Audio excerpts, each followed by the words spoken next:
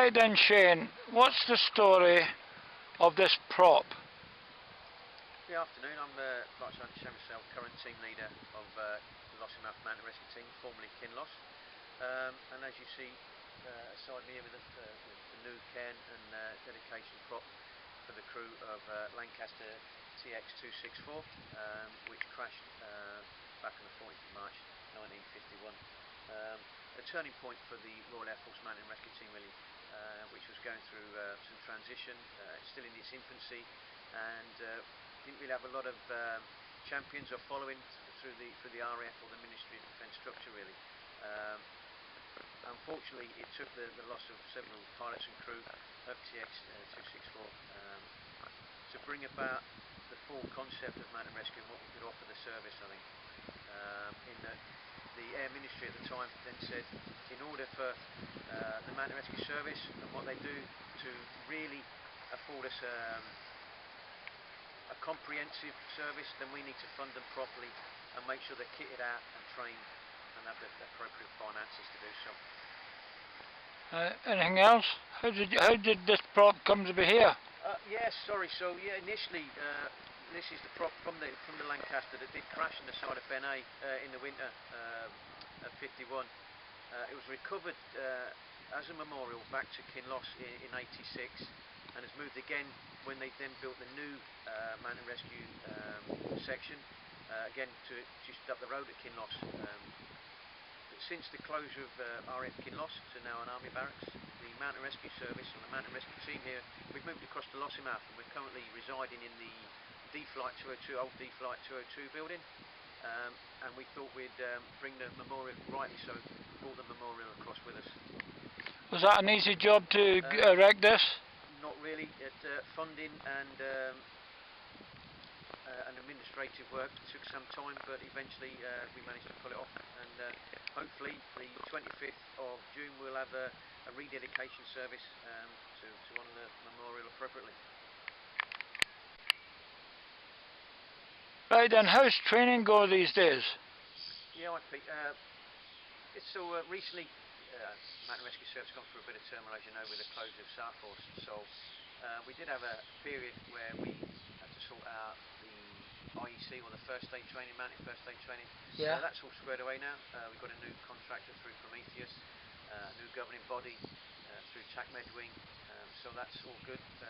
Training's ongoing. We're still running routine team leader courses, summer courses still ongoing as per, and of course the winter courses.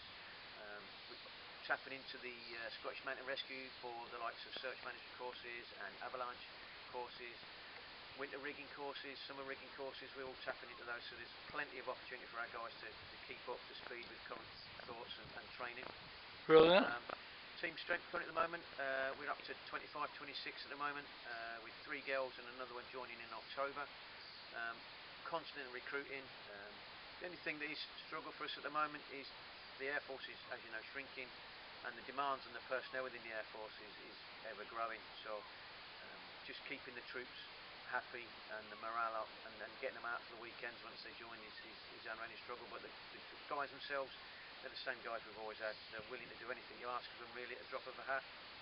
So no, the team's great.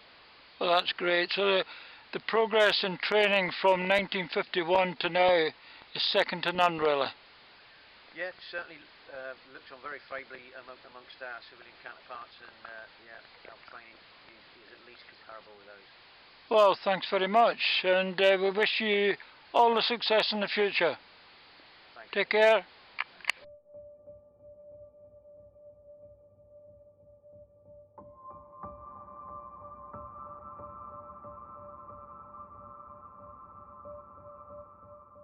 Vast numbers of aircraft movements and training sorties, with challenges in mechanical reliability and without the navigational aids we see today. The crews of our aircraft worked very hard.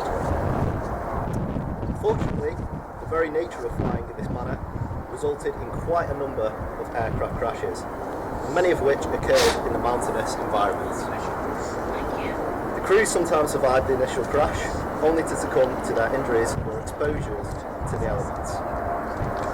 Dr. George Graham, medic at Landrog Station in North Wales, and a few like-minded individuals took the initiative to gather any available resources and attempt the recovery of aircrew that crashed in the area. Soon after, many other units, informally organised groups, normally coordinated by the medical centres, began to rescue the downed aircrew. On the 14th of March 1951, Lancaster TX-264 of 120 Squadron crashed while on a routine training sortie from RAF Kinloss, coming to rest high on a remote mountainside in Westeros. All 8 lives on board were lost. The aircraft crashed within a particularly hostile area of Benay, which at 3,313 foot is a rock behemoth guarding the entrance to Glen Torridon. The weather at the time was very poor, with strong winds, mist and deep snow, opposing every effort to reach the crash site. Conditions were in fact so bad that the members of the RAF Kinloss MRT found themselves unable to reach the bodies, even though they knew where the crash site was. Despite repeated efforts by the RAF team, and in the face of great criticism from many quarters of the mountaineering fraternity, the last body remained on the mountain until the 27th of August, and was finally recovered. It was this event, the surrounding negative publicity, that highlighted the inadequacies of the Kinloss mountain rescue team, both in a lack of general mountaineering expertise and in equipment. I'm pleased to say that we learned a great deal of lessons from this call-out. A radical change in the structure of the entire RAF Mountain Rescue Service resulted. The introduction of formalised training, the inception of the training handbook, the secondment of experienced mountaineers into the Mountain Rescue Service, and improvements in both equipment and funding paved the way to create the service we know today.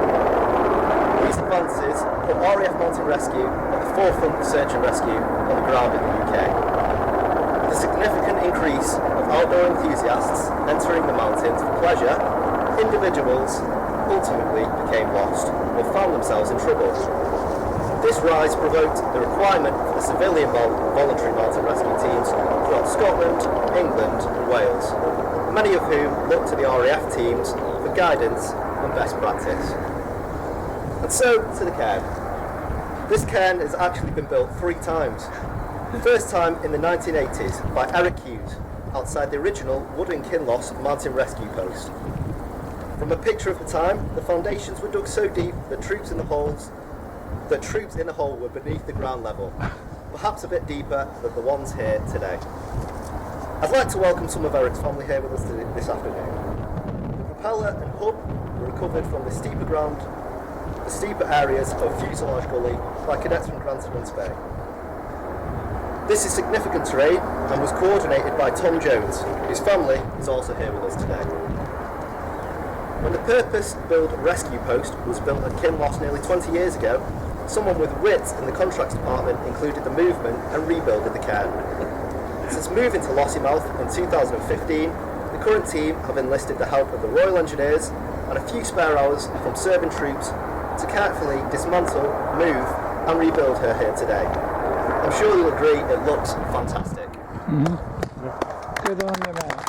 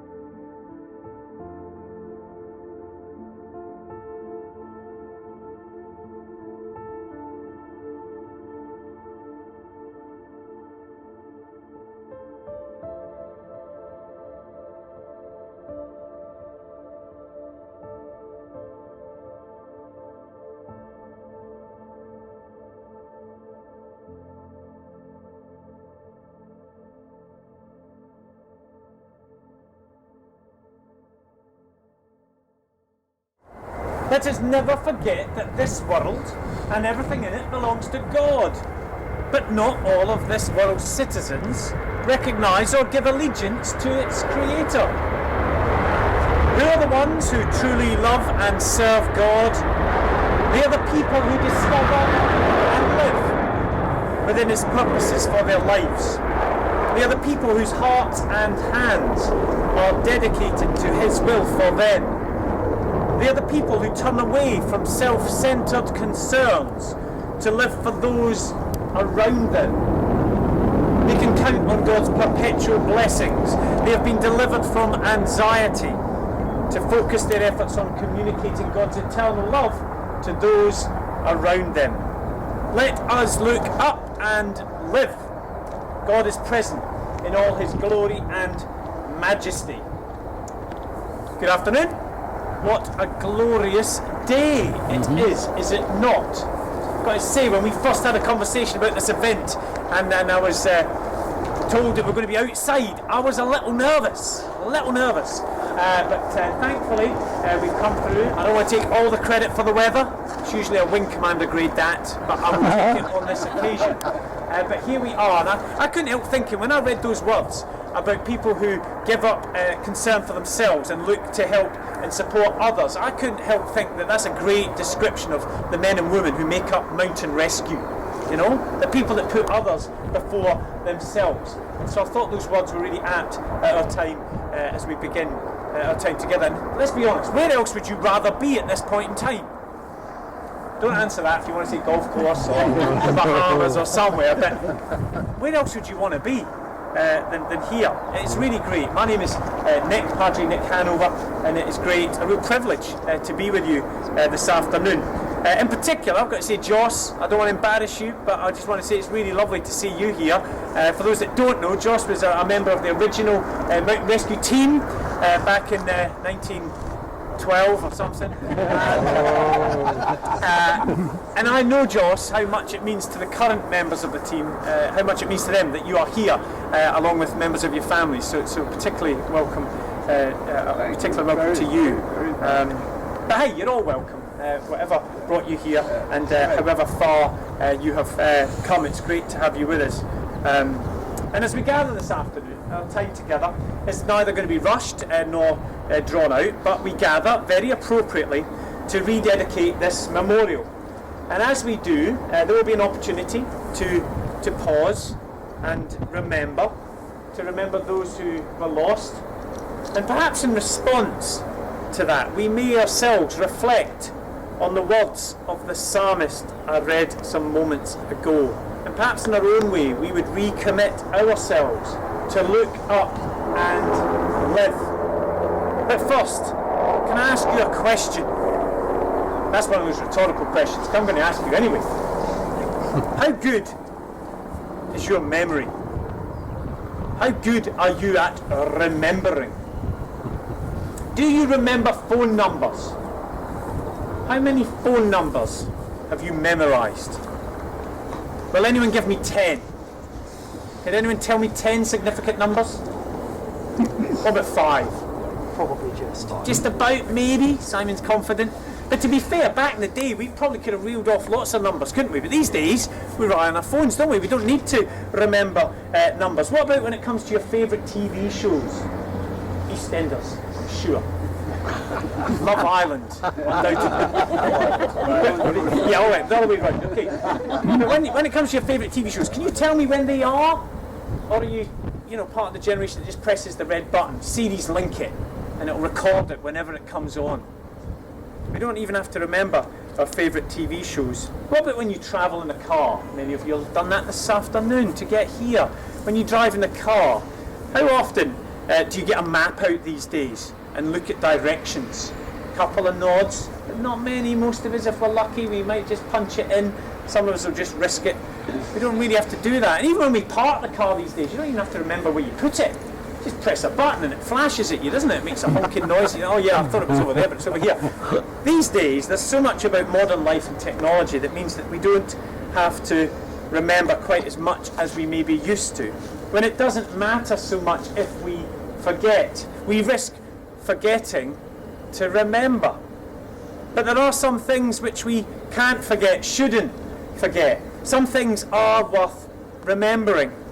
Events that prompt change are worth remembering, and people are always worth remembering. Their life, their example, their influence. People are worth remembering because people matter. Other people make us who we are. They make life worth living. And life is too short, tragically short for some, not to take notice. Which is why a cairn is such a fitting memorial. Nothing more than a man-made pile of stones.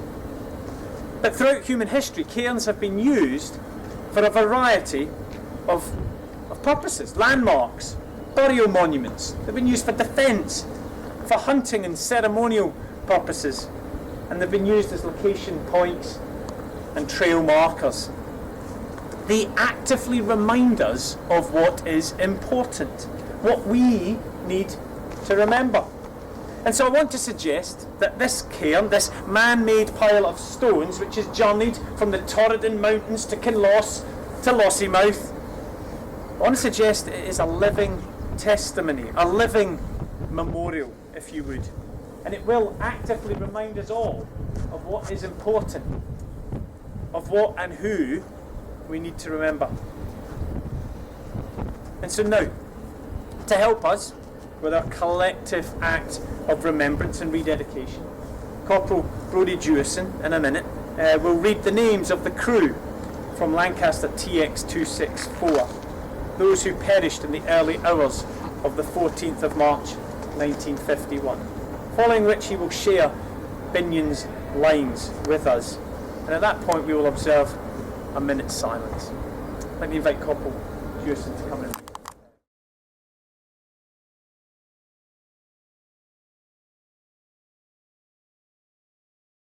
Ralph Clucas, Flying Officer Robert Strong, Flight Lieutenant Peter Tennyson, Flight Sergeant James Naismith, Flight Sergeant George Farquhar, Sergeant Wilfred D. Beck, and Sergeant W. James Bell. They shall grow not old, as we that are left grow old. Age shall not weary them, nor the years condemn. At the going down of the sun, and in the morning, we will remember them. We will remember.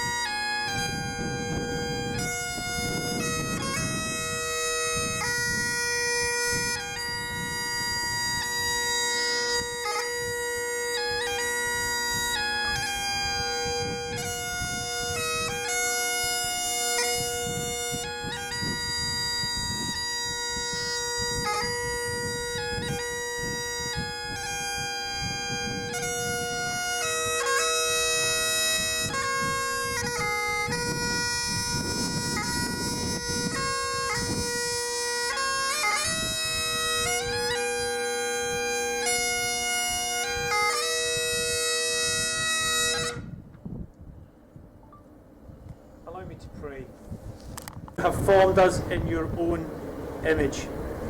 Through the Holy Spirit, you have breathed into us the gift of life. In the sharing of love, you have enriched our knowledge of you and of one another, and we claim your love today as we remember the lives of the men who died so prematurely, and as we acknowledge the work, the accomplishments and the commitment of the Royal Air Force Mountain Rescue Service. May this memorial, dedicated and placed in their memory, be a constant reminder of all these things and a constant challenge to us all to live whensoever for those around us. May God grant to the living grace and to the departed rest. May the God of all power and might make you strong in faith and love, defending you on every side and guiding you in truth and justice. And may God bless you and keep you safe. May God smile on you and show you mercy. May God look you full in the face and give you peace. Amen. Amen. You know that amen just means I agree. You might be careful what you're agreeing to. It's been lovely to be with you. I believe now there are some refreshments, but before that you have to earn those refreshments by presenting yourself for a group photograph as directed by Shane. Wonderful. Passed along the line. So, we'll bear with the photographer, and if we can get a little memento of the day, that'd be great. A muster in this direction. Take a seat. Two more seats.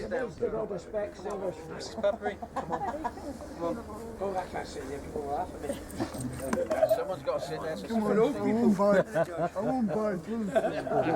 won't bite.